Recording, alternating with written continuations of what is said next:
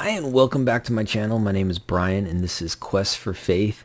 And today I'm going to go through a few do's and don'ts for you if you've never gone to Mass before, so you can kind of not make a fool of yourself like I did. So before we get started, please like, share, and subscribe, and we'll get into it. Maybe if you clicked on this video, you've never gone to a Catholic Mass before, but you've been thinking about it, and it seems pretty intimidating because it can be, especially if you've grown up going to evangelical type churches, or if you've never ever gone to a church. So I wanted to kind of go through a few things, make sure things you do and don't do, and kind of tell you my first experience at a Mass and my first exposure to Catholics' ways of worshiping. So this was a number of years ago, and my great aunt on my dad's side had passed away, and she was from Tulsa, and I'm in the Dallas area. And so it wasn't a long trip, and I knew my dad wasn't going to be able to come out. My grandma was flying out for her sister's funeral, and so I packed the family up and we drove up to Tulsa for a few days for my aunt's funeral. And we get there, and the first night they were having the vigil, which typically happens. It's a prayer session, basically, that happens at the church the day before the funeral. And honestly, I think this was my second time possibly ever in a Catholic church. I did go to a Catholic wedding a long time ago, but I didn't realize it was the whole Mass thing. Like I didn't get anything out of it, or even pay attention enough to get anything out of it. But this time, I'm with a number of decently close relatives, right? This is my great aunt, all of her children, which are my second cousins, and then a bunch of my third cousins are there, and everybody's sitting around and praying. And they actually went through and prayed a rosary, and at the time I think I'd obviously heard the term Hail Mary more associated with football. I knew it was a Catholic thing, but I didn't even know the whole prayer. I didn't know anything really about it. Hadn't really looked into it at this point. And so we're sitting there and we're praying. The priest is leading us in these prayers, and they start going through the rosary. And so when you go through a rosary, every time you finish a decade, a lot of times you'll say a Glory Be and then an Our Father before you start the next decade. And the Our Father is the Lord's Prayer. So Protestants typically call it the Lord's Prayer. Catholics call it the Our Father. And the difference between the two is slight, but when you're in a very quiet setting, it's a big deal, especially with somebody like me who's very loud naturally. So we're going through the Hail Mary, and finally we get to the Lord's Prayer, and I'm like, oh, cool, something I actually know, right? Like I'm just following along. And so we're diving through it, and we're forgive us of our trespasses as we forgive those who trespass against us, and lead us lead us not into temptation, but deliver us from evil. That is where the Catholics stop. Me did not stop. I kept going, and it was like, for thine is the kingdom and glory forever, amen. But I didn't get that far into it. That's what I was starting to say, because I realized that I was the only one saying it. There's probably 30 people in here. It's not like there's a lot. I'm sitting towards the back, but it's a quiet setting. And I know every person there heard me go, thine. And I stopped. I'm like, oh, why didn't they complete the prayer? That was weird. So we go through the next decade, come up the second time around, and you would think that I would have caught on, but I didn't. And I did it again, and I was dying. And I think I did it one more time. And then finally I caught myself and stopped doing it. So that's one don't. That's different. Is when they do say the Our Father, the Lord's Prayer in Mass, they don't add on the end. They stop it with "Deliver us from evil." So that's number one. And hopefully that'll save you a little bit of embarrassment, because you'll finally be like, something I know, and then you'll say thine, and no one else will. So the next thing that happened, the very next day, they have mass for the funeral. And again, I'm with the family, so I'm in the third row, and I'm sitting on the aisle seat. And my oldest son's sitting next to me, and then my grandmother is sitting next to him. And I'm a pretty big guy, and it's not easy for people to get by me at all in pews. Like, I usually have to stand up and let them in, right? I take up space. And my grandmother, bless her, does too, okay? And we're sitting in the end, and she's not Catholic either. And going through the mass, trying to follow along as best I can, have no idea why I'm sitting or standing. I'm always a step behind with making the sign of the cross. I'm feeling like a complete fish out of water. And it's the church is full. Like, it's not like it's just the family. It's full, and I'm sitting towards the front, right? So comes time for the Eucharist. And I wasn't going to take it. I knew there was something that, if you're not Catholic, you shouldn't take communion if you're not Catholic at a Catholic church. I knew that much. So I was just going to not go up and try and sit there, was kind of my thought. I hadn't thought through this at all. And so the first row goes up, everyone, and then second row. And they get to my row, the third row, and I soon realize that my grandma was like, oh, we're not going to get up. Or she's like, oh, I'm not going to I'll just let them by. And I look over and I realize there's no way anybody is getting by my grandmother and then me. Like, it's just not happening. So we have to get up, and we're in the center aisle.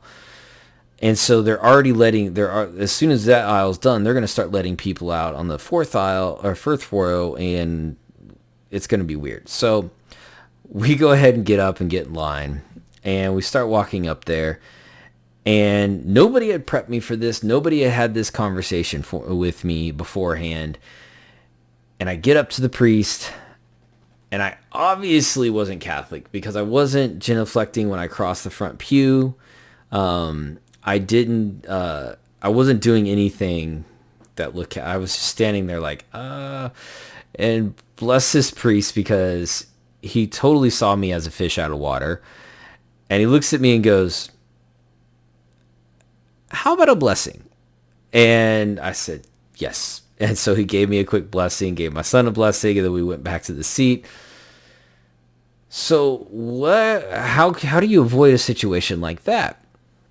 So if you ever when you do go to Mass and you are in a situation where you have to get up, I've even at my church, it's fairly big, and I'm going to show some pictures here of it.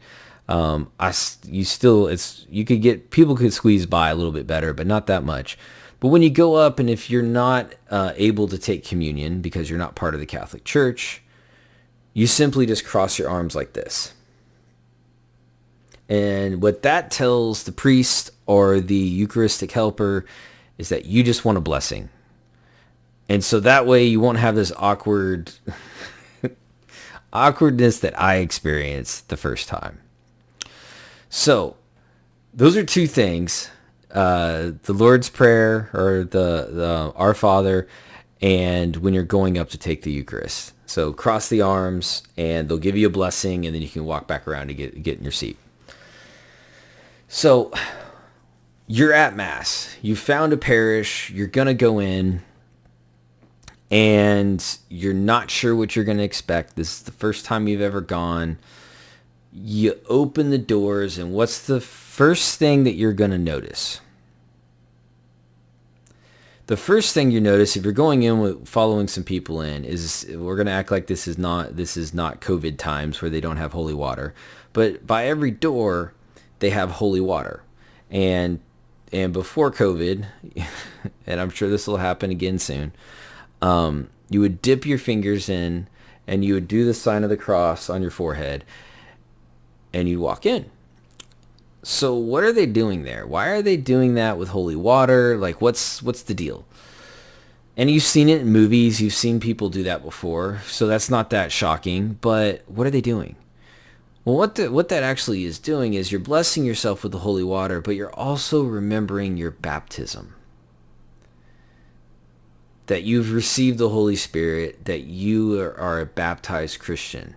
Okay? That's what you're doing. So you don't have to be Catholic. You can, as long as you're a baptized Christian, you can do that. So then you get through there, and the second thing you're going to notice is how quiet it is. Extremely quiet. It doesn't matter if there's 1,000 people in there or 3. It is quiet. And that's a complete contrast where if you are at a evangelical Bible church, Methodist church, Church of Christ, name it, typically if you're in the sanctuary and service hasn't started yet, everybody's chit-chatting, saying hi, talking up a storm. It's loud, typically.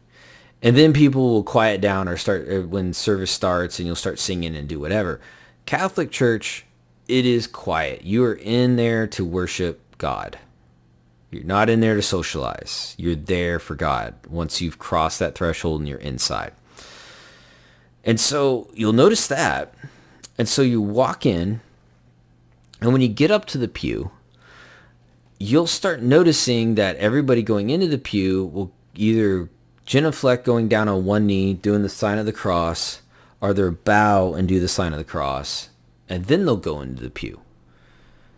And at first, I knew this happened, but I didn't understand why. And in my head, I'm thinking, are they bowing to the crucifix up front like that? That sounds weird. But that's not what they're doing. What's occurring there is they are bowing towards the tabernacle, which contains the body of Jesus. So let me explain that. I'm going to switch screens here. And let's go to this page here. So this is the YouTube channel for my my parish. And right here, what you're looking at this is our tabernacle.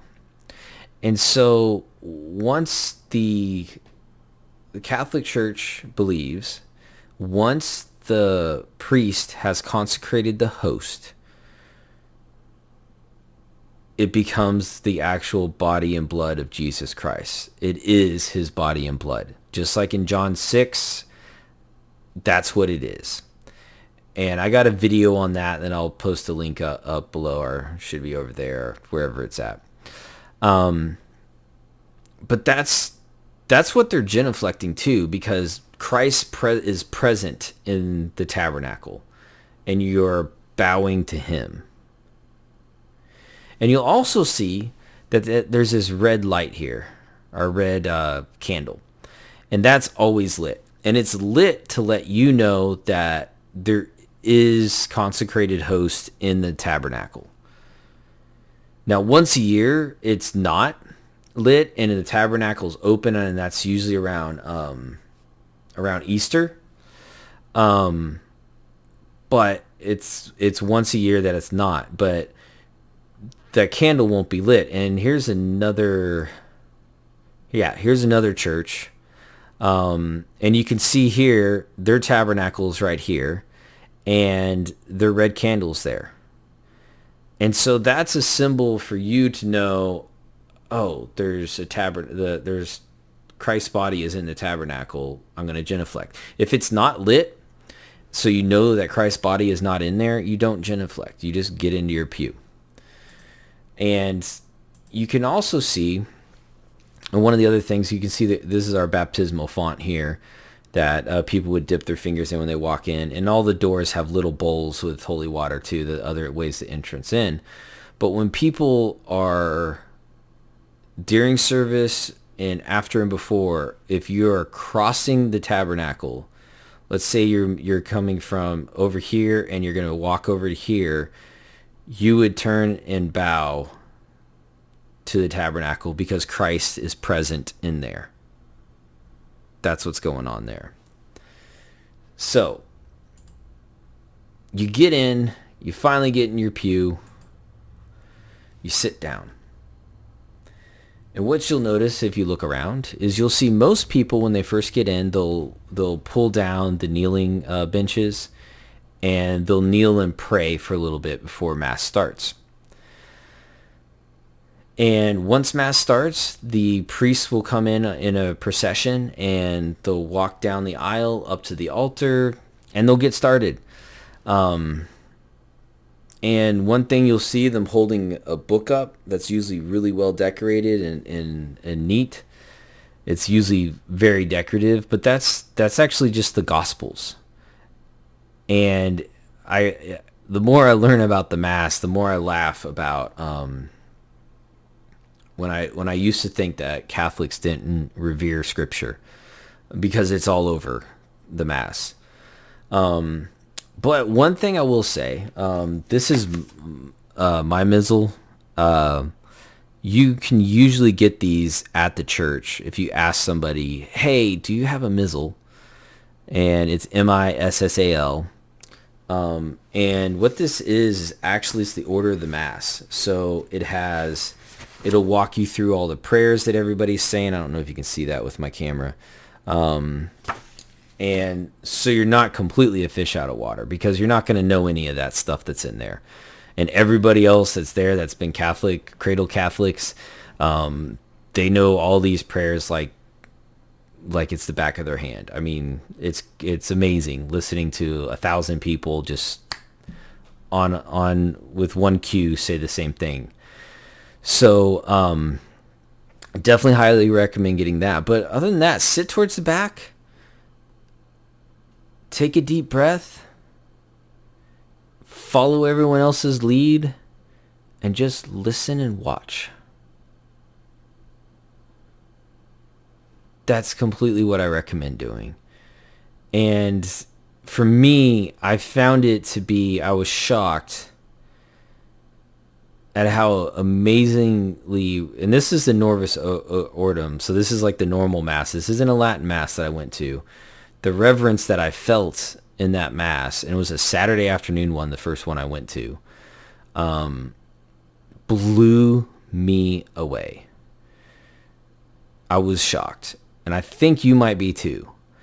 And the whole point of the Mass, it's not the sermon. That's not the big ending of the Mass where it's building up to the sermon. It's not. The homily comes in pretty much in the middle of the Mass, which that's their sermon. And it's 5 to 10 minutes long. It's not long at all. And then they have the Eucharist. And they go through the liturgy of the Eucharist. And that is the point of being there. It is to partake in the Holy Eucharist. And that's why you're there. To worship Jesus. So if you've never gone to Mass before, I hope this video was helpful. Please go. Find a local parish and just go in. Ask for a missal if you don't have one. I think there's some apps out there you can use. But I hope this was helpful. So anyways, like, share, and subscribe, and talk to y'all later.